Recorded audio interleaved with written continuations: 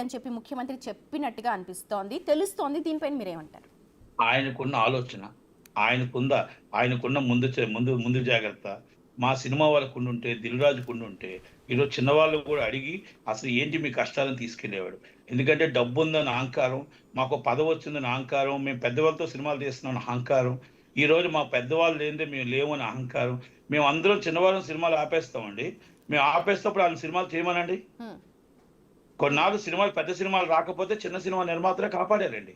అంటే మేము అంత కలెక్షన్లు వస్తాయని మేము చెప్పం. పెద్ద సినిమా ఉండాలి. పెద్ద సినిమా చిన్న సినిమా ఉంటే 2 చేతులు తప్పట్లు కొడితేనే వస్తుంది. కనుక దానివల్ల మేము ఏమంటున్నాం అంటే అది నష్టం కాకుండా చిన్న సినిమా పెద్ద సినిమా బతకాలని మేము అంటాం. వాళ్ళు ఒక్కలే బతకాలని వాళ్ళు అనుకుంటున్నారు. కానీ దిల్ రాజు గారు కూడా చిన్న సినిమా నుంచే వచ్చాడు. అర్థం చేసుకోవాలా. ఎఫ్డిసి చైర్మన్ వచ్చింది. ఎఫ్డిసి చైర్మన్ అంటే వారధి లాంటి వారు, చిన్నవాళ్ళని పెద్దవాళ్ళని కలుపుకొని వెళ్ళాలా. అంతే తప్ప వన్ సైడ్ చేద్దాం అనేది ఇవాళ మీటింగ్ లో కూడా వన్ సైడ్ తీసుకుని వెళ్ళారు. ఇది తప్పు అంటాను నేను.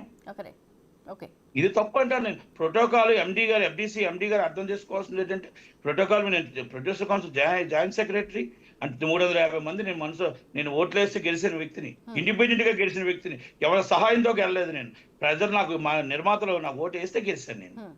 కానీ ఈ రోజు మీరు పిల్లలేదు అంటే, ఈరోజు ఆఫీస్ బ్యాలెన్స్ చాలా మంది పెరగలేదు అంటే, ఎవరిని రానివ్వలేదు అంటే, ఈరోజు చిరంజీవి గారికి నాకు తెలుసో లేదో చిరంజీవి గారు అందుకే రాలేదు. ఇండస్ట్రీ మీటింగ్ అయితే ఎప్పుడు వస్తాడు ఆయన. ఇండస్ట్రీ కష్టాలు ఉందంటే ఆయన వస్తానంటాడు. నేను ముందున్నానంటాడు ఆయన. నేను ముందున్నాను, నేను కాపాడటానికి ముందు వస్తానన్న వ్యక్తి చిరంజీవి గారు. ఈరోజు చిరంజీవి గారు, బాలయ్య బాబు గారు పెద్దలు చాలా మంది ఉన్నారు. వాళ్ళందరినీ తప్పదించకుండా ఓన్లీ మీరు ఇప్పుడు ఏదో సంక్రాంతికి ఉంది కదా, ఏదో డామేజ్ జరిగింది కదా అని అనడం కరెక్ట్ కాదు.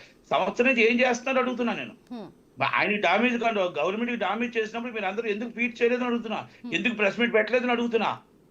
ఇది మళ్ళా రిపీట్ ఎందుకు చేస్తానంటే వెళ్ళిన వాళ్ళందరూ ఒక్కసారి మీ మనస్సాక్షిగా ఆలోచించుకోండి. ఈ రోజు రేవంత్ రెడ్డి గారి దగ్గరికి వెళ్ళిన వాళ్ళందరూ ఆయన్ని ట్రోల్ చేస్తున్నప్పుడు ఆదివారం నాడు 2:26 నిమిషాలకు ఆయన మళ్ళా ఫీట్ చేస్తేనే కానీ ఈ ట్రోల్ సాగలేదు. మరి ఆయనకి పాపం మీరు అందరూ కూడా ఒక్కసారి మీరు చెప్పుంటే ఆయన చేసేవాడు కదా. మీకు చెప్పుంటే చేసేవాడు కదా. పాపం ఆయనకు అవగాహన లేదు, లేకపోతే ఐడియా లేదు, లేకపోతే టెన్షన్లో ఉన్నారు. మీరు ఎందుకు ఆయనకి డైరెక్షన్ ఇవ్వలేదు? నేను డైరెక్షన్ ఇవ్వలేదు అని అడుగుతున్నాను పెద్దలందరూ. అల్లు అరవింద్ గారు ఎన్నో సంవత్సరాలు ఎంతో మంది ఇలాంటి ఎన్నో వచ్చాయి. ఒడిదుడుకులు వస్తే కూడా ఒంటి చేత్తో కాపాడిన అల్లు అరవింద్ గారు మరి ఆయన చెయ్యి ఎందుకు దాటింది? ఎందుకు ఆయన చేయలేకపోయాడు? ఎందుకు ఆలోచించలేకపోయాడు? ఎందుకు ఆయనకు మీరు సలహా ఇవ్వలేకపోయారు? ఎందుకని అంటుంటారు మీరు? ఎందుకని అనుకుంటున్నారు? అంటే నాకు చెయ్యి దాటిపోయింది. ఇక్కడ టీము రాంగ్ రూట్ లోకి వెళ్ళిపోతూ ఉంది. ఆ రాంగ్ రూట్ లోకి వెళ్ళిపోతే ఒక తండ్రిగా ఆయన ఏం చెప్పాలి, ఏం చెప్తే ఎవరు వింటారో అర్థం లేని పరిస్థితులు ఉంది. కనుక నేనేమంటున్నా, ఎవరో ఒకరు ఆయనకి ఇంటిమేషన్ ఇచ్చారు. సాటర్డే నాడు చెయ్యింది, సండే నాడు ఆయన ఫీట్ చేశాడు అంటే ఆయనకి ఇంటిమేషన్ ఇచ్చారు. సార్ ఇది పెద్దదవుతుంది, దయచేసి మీరు గవర్నమెంట్ మీద ట్రోల్ చేస్తున్న వాళ్ళు ఆ దొంగలు అవ్వచ్చు, ఫేక్ అవ్వచ్చు, లేకపోతే మీ వాళ్ళు అవ్వచ్చు, దయచేసి మీరు ఇమీడియట్లీ చెయ్యండి అని ఎవరో రిక్వెస్ట్ చేస్తే ఇమీడియట్లీ అయ్యింది అది.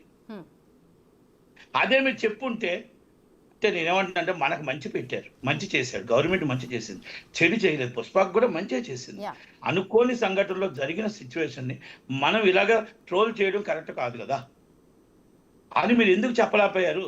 మీరు ఎఫ్డిసి చైర్మన్ గా 2 సార్లు వారధిగా ఉన్నారు కదా. అంటే మీరు సీఎం గారిని తిడుతున్నప్పుడు కూడా మీరు ఎందుకు మాట్లాడకుండా మౌనంగా ఉన్నారు అని నేను రేవంత్ రెడ్డి గారిని సూటుగా అడుగుతున్నా. అది నేను ఎందుకంటే ఇక్కడ దిల్ రాజు గారిని అడుగుతున్నారా? నేను దిల్ రాజు గారిని అడుగుతున్నా. ఎందుకంటే నాకు దిల్ రాజు బెస్ట్ ఫ్రెండ్. నాకేం విలువేం కాదు, లేకపోతే నాకేం బెస్ట్ ఫ్రెండ్ నాకు. కాకపోతే నేను అడుగుతున్న దిల్ రాజు గారిని ఏంటంటే, మనం వారధిగా ఉన్నప్పుడు ఇద్దరికి సమయం చేసి ఇదే పని మీరు 10 రోజుల ముందు చేస్తుంటే ఈ రోజు ఇంతగా వచ్చేది కాదు కదా అంటాను నేను. ఇంత రచ్చ జరిగేది కాదు, ఇంత సీన్ క్రియేట్ అయ్యేది కాదు. 10 రోజుల ముందే మీరు కలిసి ఉంటే, ఆ అబ్బాయిని కలిసి ఆ అబ్బాయితో మాట్లాడి ఉంటే, అల్లు అర్జున్ గారితో మీరు మాట్లాడి ఉంటే, అరవింద్ గారితో మాట్లాడి ఉంటే ఇది అయిపోయేది కదా. చిలికి గాలివాన్ అయ్యి అసెంబ్లీలో స్టేట్మెంట్ ఇచ్చిన దాకా ఉండి ఇప్పుడు వచ్చి నాకు సీఎం గారు చెప్పారు అనడం వల్ల దీంట్లో ఆంతర్యం ఏంటి అని అడుగుతున్నా. ఆంతర్యం ఏంటి, మీ అబ్జర్వేషన్ ఏంటి అని మేము అడుగుతున్నాం. ప్రజలకు వదిలేశాను అంతే.